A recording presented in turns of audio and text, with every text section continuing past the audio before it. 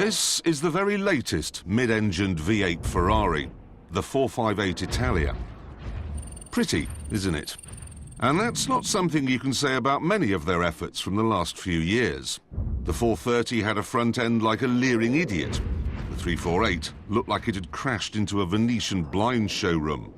But this looks just right. Its appearance isn't just for show either. Those black fins in the front grille flex under air pressure, so the faster you go, the more they bend out of the way to improve aerodynamics. And there are no engine intakes to spoil the sides because they've been moved underneath the car. So it looks fantastic, and its 4.5-litre, 562 horsepower V8 means it has the guts to punch you repeatedly in the back of the head. But that alone wouldn't be enough. Some of its ancestors have been as incompetent and terrifying as having brain surgery performed by a baboon. As it turns out, the 458 is better than that. Much better. In fact, it's a sharp-handling, smooth-riding, savagely fast masterpiece. Of course, it's not perfect. For some reason, they've put far too many buttons on the steering wheel.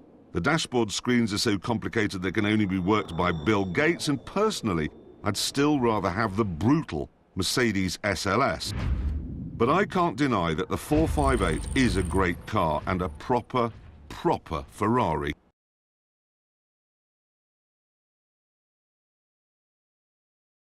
This is a Lexus. I know, doesn't look like one, does it? It doesn't sound like a Lexus from the details either. I mean, it has a 4.8-litre, 552 brake horsepower V10. It also has a carbon fibre body. And it does 0 to 60 in 3.7 seconds and has a top speed of 200 miles an hour. This is what happens when you tell Lexus engineers to stop making quiet, dull saloons for people who play golf. Let off the leash, they go mad and make this, the LFA. A car that sounds like an F1 racer and goes like a Ferrari 458. As it should when you discover that it costs twice as much. But just to prove they haven't forgotten their insane attention to detail, the Lexus boffins have given it dashboard vents that gently waft from side to side to make sure the air is evenly distributed around the cabin. This is a Lexus in the same sense that I'm a 400-meter runner. In other words, it isn't a Lexus at all. What this is Toyota showing exactly what they're capable of. And it turns out that what they're capable of is quite a lot.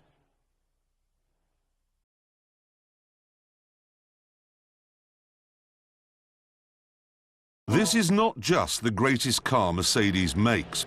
Right now, I think it's the greatest car in the world.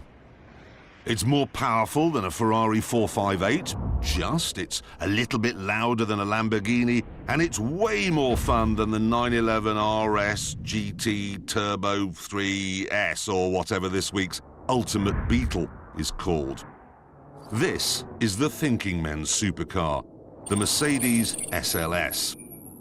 The engine is AMG's own 6.2-litre V8 linked to a flappy paddle double-clutch gearbox that sits at the back for perfect weight distribution, so that it feels as though the entire car pivots around, well, around your bottom.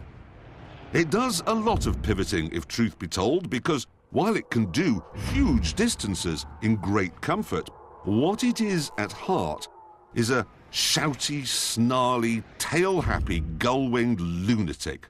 And that is why I love it.